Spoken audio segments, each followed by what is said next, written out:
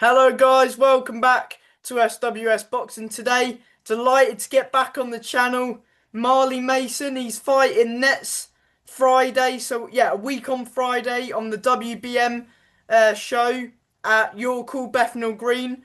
And yes, how we doing today, Marley? Yeah, not too bad, mate. Not too bad. Just keeping the grind going. Just yeah, just been training non-stop really. Just every day is just a new training day for me, and I'm enjoying every minute of it. Yeah.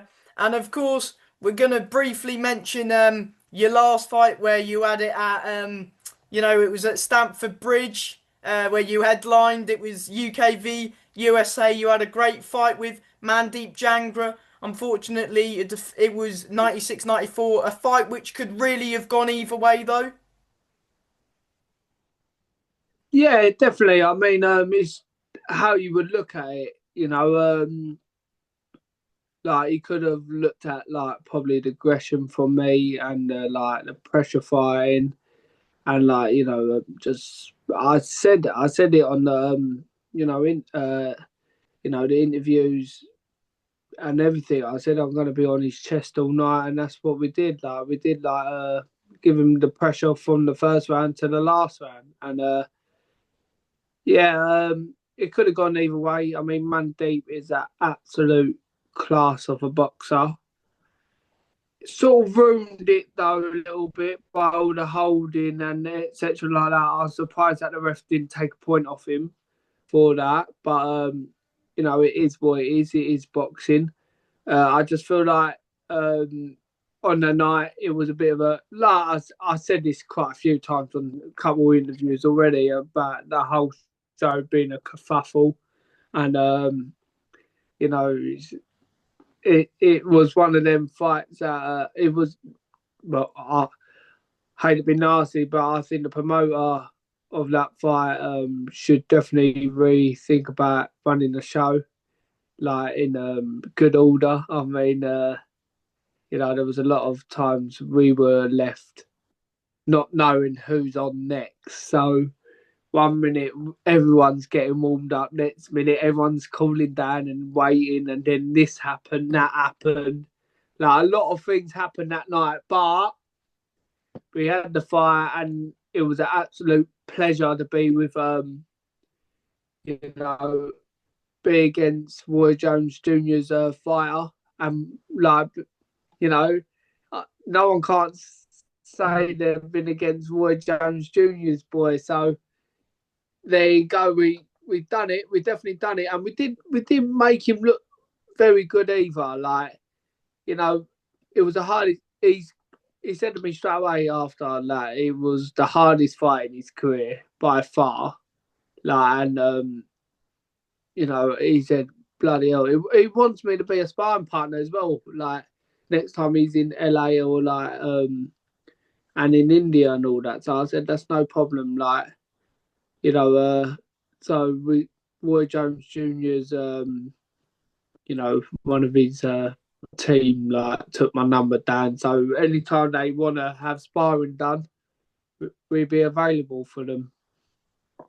Yeah, I mean, you told Roy Jones at the press conference that you'd put it on Mandeep, and you certainly did. I mean, there was a bit of showboating from you both as well at times in the fight. It was showmanship, like it was good. I mean, it was just class, 1 minute he's showboating, and then the next minute I was showboating. Like it was very, very good. You know, it was just definitely a fight to remember. From both of us. Like we both take a bow. I think we both won that night. I definitely won the crowd over. He may have won the fight, but I definitely won the audience by a mile. But we showed a lot of heart in there. I mean, we showed everything in there. The only thing I was mainly peed off about actually is when Spencer Oliver was like bum licking like the other side. But other than that, I'm happy with the decision. Like I'm happy to be in there with Mandeep. Although we didn't get the win, like I said, we won the crowd over. Yeah, you certainly did win the crowd over the amount of people you had there supporting you. Some atmosphere when you walked out as well, especially. Yeah, I mean, like even most of them, they're not even like people I sold tickets to, and like it's just nice to be appreciated and nice to have the support around me. I mean, I can't thank everyone enough for purchase a ticket and also support me along the journey. I know it was a bit hard because we just started a new training camp with TW1 and all that. So like we've been, how long have I been with Bill? Like I think it was like a month and a half until the Mandeep fight, and then it's just like to like take that fight on with a new camp and new people. Like it just shows in it that something is working because like it's just new things I learned and I put them in there and they worked. So it was good. It was good. Yeah, 100%. It was a great performance from yourself. Personally, when I was watching it in the stadium, personally I thought you just nicked it, but it was a close fight though. Yeah, definitely. I mean, you couldn't argue if he won. You couldn't argue if I won. You definitely couldn't argue if it was a draw. Like you couldn't argue with however it went. Like it was just one of them. It was just like it was an absolute good fight, and like it was a good technical fight as well. Where what Spencer Oliver said about like, oh, Mandy won every round. Like, mate, I don't know what kind of fight he was seeing, but other than that, like, everyone else said I either won or he won by a couple of points. Like, either way, he's a world champion. So, Mm. I went 10 rounds with a world champion there, and like, I gave, like I said, and like a lot of people said, like, I gave him probably the hardest fight in his career. Yeah, 100%. And people say, oh, when they say, oh, what can we expect from Marley? We always expect a bit of a brawl, but you showed us a bit of your technical side as well in that fight. Like I said, everyone's so used of seeing me in absolute wars, and then like me, like getting black eyes, broken nose, like fractured rib, this that, and this, like yeah, I proved already that I can like have a tear up. I can like when it gets tough in there, I can like give it um as well as take it, like. But we learned a couple of things during this camp, and even next Friday, now I had a bit more longer with TW1. You're going to see like things that you wouldn't expect me to do, and all those are late notice. Like giving us a week to prepare for this or a couple of weeks. It is what it is. Like it's come around so quickly already. Like I just can't wait to get back in the ring again. Yeah, 100%. And as you mentioned there, it's a bit of a quick turnaround because it only got announced, well, the other week, last week. I was like, it's good to see you get back out against a decent opponent as well, who's got a half and half record. So, tough opponent as well. Yeah, yeah, tough opponent. I haven't seen much of him, but I know he's a good opponent to work things on, like what we've been working on in the gym. I've been active. Like as soon as Mandeep fight was over, I was in the gym like Monday or Tuesday, and straight away I was back in the gym. And I'm always like fit as a fiddle. I'm always like ready. Like at the right rate and the right time. I'm always ready. And it was hard to get on the show like and get like this good opportunities and the bit to be on Box Nation is a very good platform for us because I've known Bob, Sonny, and Alfie and all that for ages, and it's good to finally be on their show. Like when I was meant to sign a management contract before I turned pro with them, but then like stuff like you know cut like stuff went wrong and we didn't end up playing with them, and then signed with Vic Smith. But now you know we're finally on the Warren card. They all love me again, and next week I'm just going to put on another show, and we see how it goes. Yeah, and you said, it was your first fight against Mandeep at super feather. Is this fight also at super featherweight as well? So we put this one at lightweight, just for now, because it's just a 6 rounder and we're getting weighed in on the day. But I would like to stay at super featherweight because I feel like that's my natural weight, anyways. And here's a fun fact as well. Like when we got weighed in, Mandeep actually weighed in 1.5 kilos over. Really? So yeah, yeah. So we didn't cook it at the time, and then when we sat down and had dinner, me and my trainer and all that, I said, "What did Mandeep weigh?" And he said, "Oh, this many pounds or something." And then I calculated it; it was like 62.5, and I was like, "Bloody hell, mate! Like he's coming 1.5 kilos over." And then it just shows professionalism. Like it just shows like that we make weight no matter what, and like if the opponent don't want to make weight, and then like there you go. But it is what it is. Look, listen, like that wouldn't change anything if he did make weight or not. But like, it would have been nice and more professional for him to, you know, get down to the weight as a professional fighter. But I still respect the guy, anyways. That's no problem. Yeah, and there's a fight, for the Southern area at super featherweight that you might be keeping a close eye on between Newman Hussein and Robert Caswell. What do you make of that contest? I mean, I like Robert and I like Newman. I think they're both brilliant boys, very lovely boys. Newman done well against Frank Arnold, although I thought Frank won that fight. Um, yeah, it's an interesting fight. It's just we know, but the only thing I'm worried about is about Robert Caswell making the weight because when he went against Michael Weber Kane, like he looked a bit drawn as super featherweight, but that was ages ago. Now that was a year ago. So That was has the same he night you got fought Louis, wasn't it?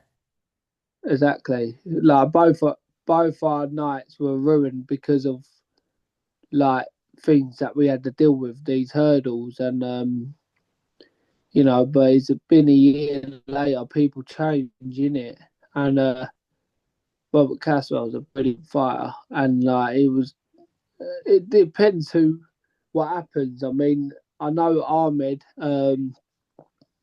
Hassan is vacating his title after the Michael Weber Kane fight Oh, as really? well. So there's yeah, because I got the same manager as Ahmed now, so you know he said like after this fight he'll be going for English. So depends. Like we got two options there. Either fight the winner of Casper and Newman, or we fight for the lightweight one.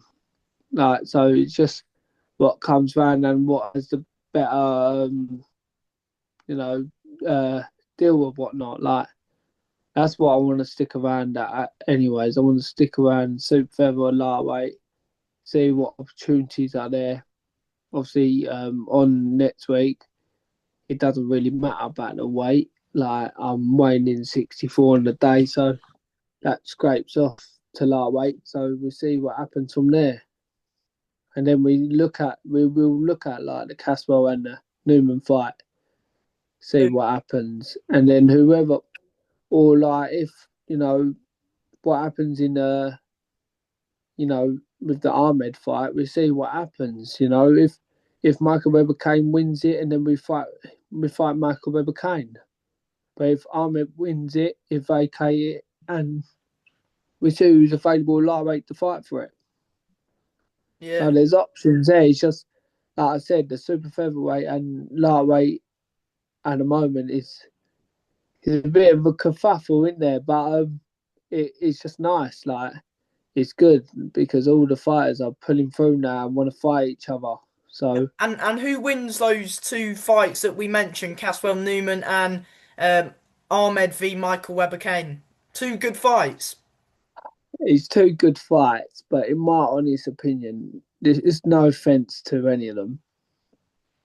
Like, but I got Robert Caswell. I want Robert Caswell to win because, like I said, he's a lovely boy, and so's Newman. To be fair, but I just find that Robert Caswell has a bit more in his artillery than Newman.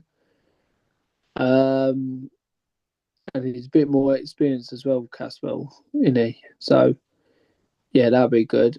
And then I know Ahmed. I sparred him so many times, like, and I know for a certain fact, I know he probably will like give Michael Webber Kane problems. But yet again, Michael Webber Kane definitely a little ball.